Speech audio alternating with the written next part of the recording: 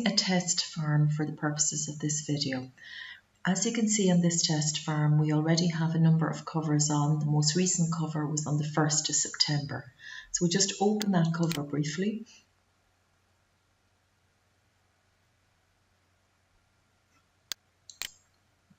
And we can see we have 11 paddocks on our farm, and just two things to note about that cover are that paddock 2 on our cover of the 1st of September was set for silage cut now, and paddock 8 was being grazed.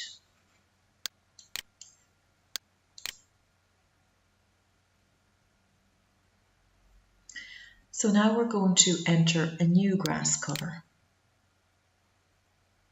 So we click on the button Add New Grass Cover, and we want to enter it for the 10th of September. So we click on the back arrow to get to September, click the 10th of September and continue.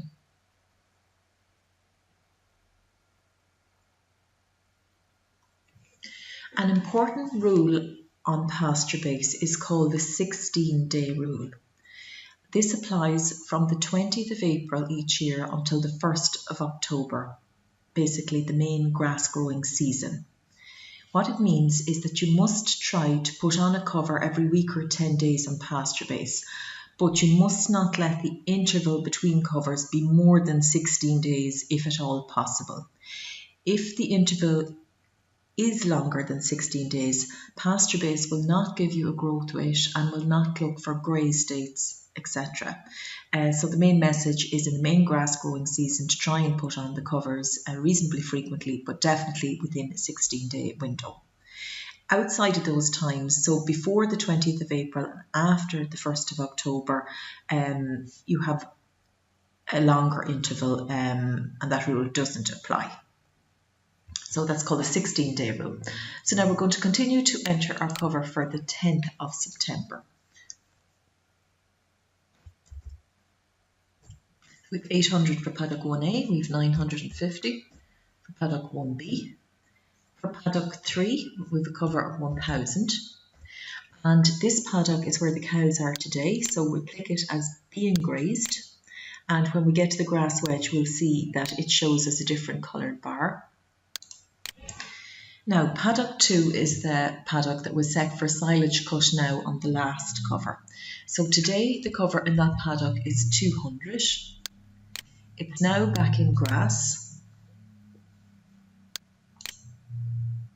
And so when we click in those details, PastureBase will ask us when we cut the silage. So we're going to say we cut it on the 3rd of September, and it will also look for a silage yield. Now in this case, this paddock was set for silage cut now, so we're going to assume that we made round bales in this paddock because we had a surplus of grass. So a round bale of silage is typically about 200 kilos dry matter, and in our case we had a yield of 20 bales per hectare. So our 20 bales by our 200 kilos dry matter per bale gives us a yield of 4,000 kilos dry matter per hectare. So we put in 4,000 and continue. And you can see that information comes up over on the right hand side. Then paddock 4 is a cover 1200. Paddock 5 is 1250. Paddock 6 is 800. Paddock 7 is 1600. Paddock 8 is 400. Now this paddock was being grazed the last day. So today it's back in grass. And we've to give the graze date when the cows finish grazing that paddock. So we're saying the 2nd of September, continue. So you can see now it's back in grass and it was grazed out on the 2nd of September. Paddock 9. Now in this paddock we're going to look at another important rule on PastureBase.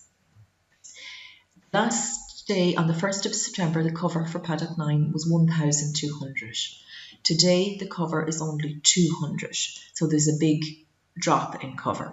PastureBase works if there's a drop in cover of 200 or more between one cover and the next, it will look for a graze date because it knows that either the paddock has been grazed or it's been cut for silage. Something has caused the cover to drop. So in our case, it's looking for the graze date, and we will click in that it was grazed on the 5th of September. Continue. See that information has gone in there, and then just the cover for our last paddock, so we're putting it in as 1,000.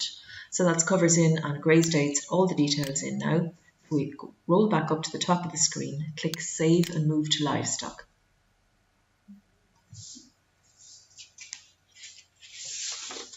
Now this is the second screen you will always come to as you put in your cover. There are a few areas we will have a quick look at here. The first area is the rotation length.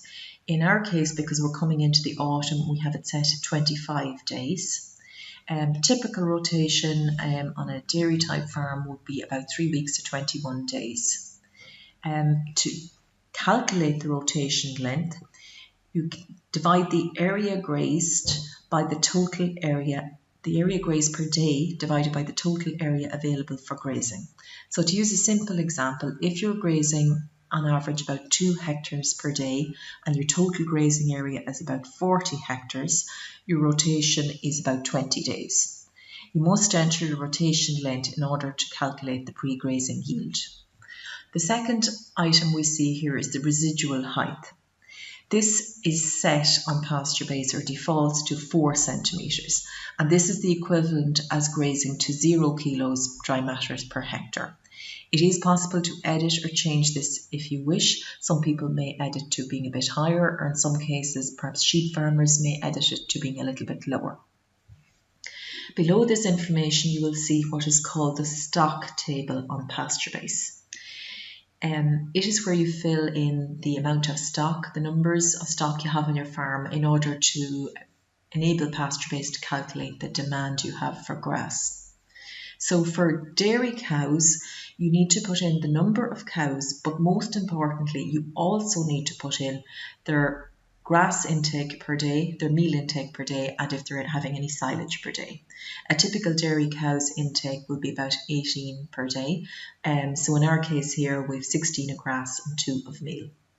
For other stock, you enter the number and you enter the average kilos live weight of each animal.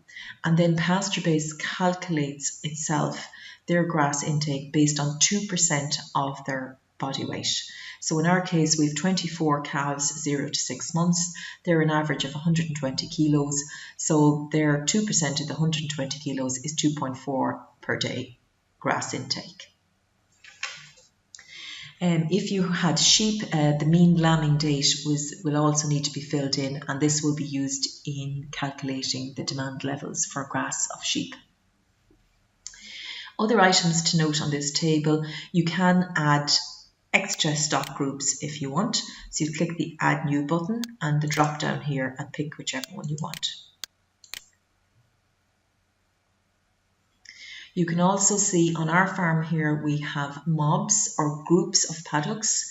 So the dairy cows are in mob 1 and our calves are in mob 2, and you can adjust that at any time. So if we're happy with our stock table, you click Save and move to Wedge.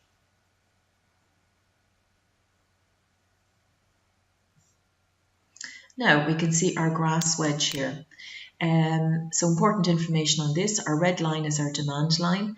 This paddock tree is the paddock that we set as being grazed, so it's showing us the brown colour. We've 2 different shades of green on the other bars for the paddocks because that differentiates which mob they're in. It's important to realise that you can scroll down this page to get a lot of additional information. Excuse me, on this box here you get lots of information. You can see the farm cover, the cover per livestock unit, the growth per hectare and the demand per hectare. In our case, our demand per hectare is 23, our growth per hectare is 21, so it's showing one red line just to indicate to us that our demand is a little bit ahead of growth.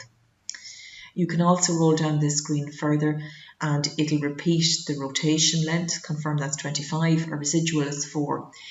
It also gives us here the target pre-grazing yield, and you can edit this if you wish by clicking on the edit button here, putting in your figure, and then a button will come up, save and update.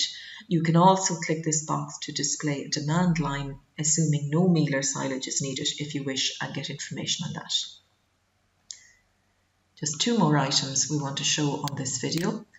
If you felt you had too much, or you might have too much grass, and you want to see how the farm would be affected if you took one paddock out for silage to cut now. To do this, you can click the bar of the paddock. So we're looking at paddock 7 here because it's got our highest cover of 1,600.